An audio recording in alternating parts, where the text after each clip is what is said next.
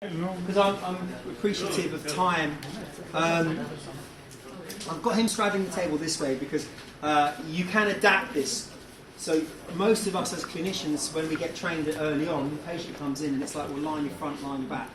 Actually, you can treat the person in a multitude of different positions. I like to start mobilisation off seated because you understand how to position your body. Because when you start to work with them prone, if you're not positioning yourself correctly, you're hinging. A lot of it is this movement, yeah, using the table as effectively as you can, right? So that's why I like to start you off here. Now, guys, some of you are still hinging from the lumbers. All I'm going to get him to do is just to cross his arms over. Like this, that's it. And then I try and keep him as neutral as possible. And it will depend on everybody. Because some people are more kyphotic and some people have lack of movement. And if that's the case, there are other techniques that we'll do after lunch that I'll show you how we can add loads of movement into the area. Now I want to squeeze the scapula and the shoulder together because this is what's going to lock it and allow me to come down. Yeah? It's going to allow me to do that movement. All I want to do is I want to transition and I lock him in. His head can just relax. I lock the shoulders, I lock the thoracics, I'm in the position. Spinous process is here. This is the paravertebral gutter. I'm contacting against it on my side. And then all I'm doing is I'm just locking in, slightly dropping my body down, and then I'm leaning forwards and I'm lunging forwards like this. Keeping it small, and if you notice, the movement is from my legs. That's the movement. I'm guiding him now into side bending. Yeah? I'm not, because that's going to hurt me. Yeah? It's excessive. Remember, we wanted to keep the movement short. Yeah? Distance is amplitude, very important. So side bending. From here though, side bending, we can incorporate rotation. And rotation is great for the thoracics. Because we get our patients to do thoracic rotation all the time, don't we? Right? In this position, we lock it in, and all I do, I come up on my heel, and I now click. That was ribbon. Yeah? And now we're into a rotation. So all I'm doing is I'm pivoting my pelvis. This stops me from trying to drag him round. So rotation. Rotation into side bending. So we start adding in multiple movements. Does that make sense? Everyone's got scoliosis. Everyone. Everyone has. No one's got a perfect spine. If you have a perfect spine, you're a miracle. You're a fucking miracle. If they have, yeah, look, if you're talking about a significant change, yeah, what are you going to do? Harrington rods? Surgery? You can try and, what you can try and do is you can try and help maintain that person's quality of movement. You're not going to change the scoliosis.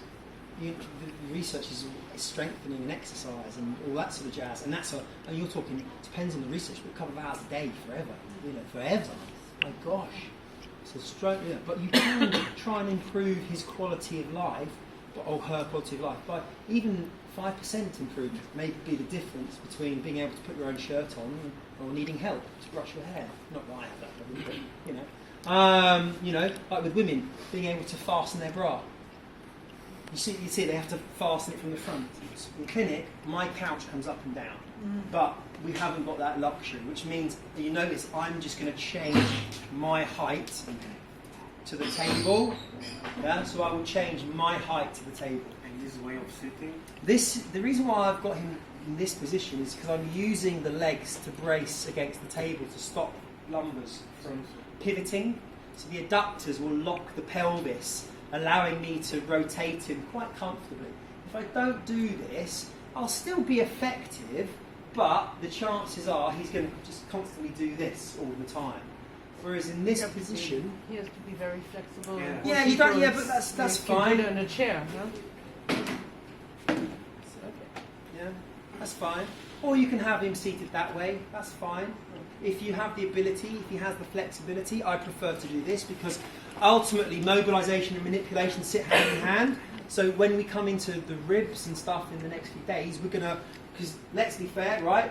This is mobilisation and this is manipulation. The two are the same, right? But I'm using the position of the table to help me elicit both effects. If you can do that, brilliant. If you can't, I can do it in another position, or just do it prone, or however we want. Yeah, I quite like getting the patient to move around a little bit because otherwise it's a very passive thing. Treatment. They lie there and go, "Do me, do me," and I'm like, "Do what to you?" Just lie there like a fish. Do me. I actually like them load bearing. I like them actually sitting in the position. Where does it hurt? Here. Okay, cool, man. We're going to fucking make an extension, some rotate, and do that. It's a nice process. That's a nice therapeutic process.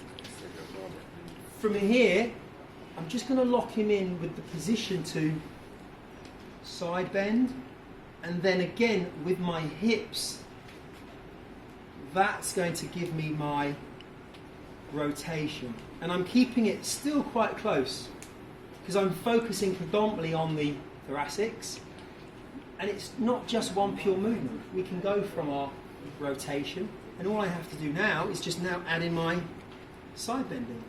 So we have now side bending with rotation because the body's complex.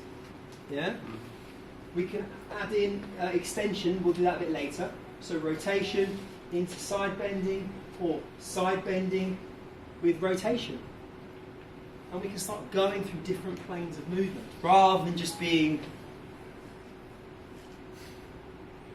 yeah, as we know that's not how it really works.